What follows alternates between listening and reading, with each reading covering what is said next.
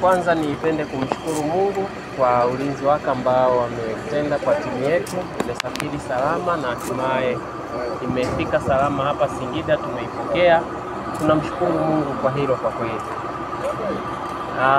Jambo lingine ambalo napenda kuliongelea ni kwamba tuko tayari kwa ajili ya mchezo wa hapo kesho. Mchezo ambao tunajua ni mchezo wa kirafiki na imani ya kwamba utakuwa ni mchezo mzuri sana, sababu timu yetu ni timu kubwa. Kwa hiyo tuna imani ya kwamba wanayanga ambao wako mkoa wa Singida na majirani zetu ambao wako katika mikoa ya jirani watakao kuja, basi watapata burudani ya kutosha katika mechi hiyo ya kesho. Naam, tumeona baadhi ya mashabiki walikuwa na matarajio makubwa hapa Singida kuwaona baadhi ya nyota, lakini hawajaonekana kama kina Stefan Ziziki na wengine. Nini ambacho unawaambia? Timu yetu ni kubwa kama ambavyo nimesema hapo awali. Kwa hiyo tuna imani ya kwamba vijana ambao wamefika bado wataendelea kutupa burudani, na huenda pengine kwa sababu hata ukiangalia baadhi ya viongozi hawajafika, huenda watafika baadaye au hapo kesho.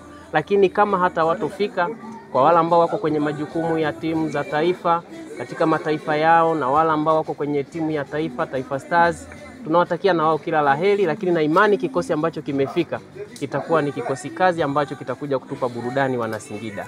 Mimi nakushukuru sana. Asante sana. Baadhi ya wachezaji hamjawaona katika msafara kemo Stefan Ziziki pamoja na wachezaji wengine. Pengine matarajio yenu yalikuwa ni yapi kabla hamjaona wanaoshuka? Kabla ya hapo tutegemea kwa sababu ni muda mrefu ametangaza kwamba hawatakuwepo kwa sababu jukumu mbalimbali ya timu ya taifa. Na waliofika na mali Yanga inasaji wengi sana Yanga na ikosi kipana. Waliofika kidogo tunashukuru kwa hilo. Tumefurahi kuwaona, tumewapokea. Lakini hamu yenu kubwa ilikuwa ni ipi? Kwamba tuone timu nzima Yanga imekamilika. Japo kwa chache huo waliofika ni sio mbaya. Ndio watapambana ushito kwa bwana yetu. Yanga ni timu kubwa.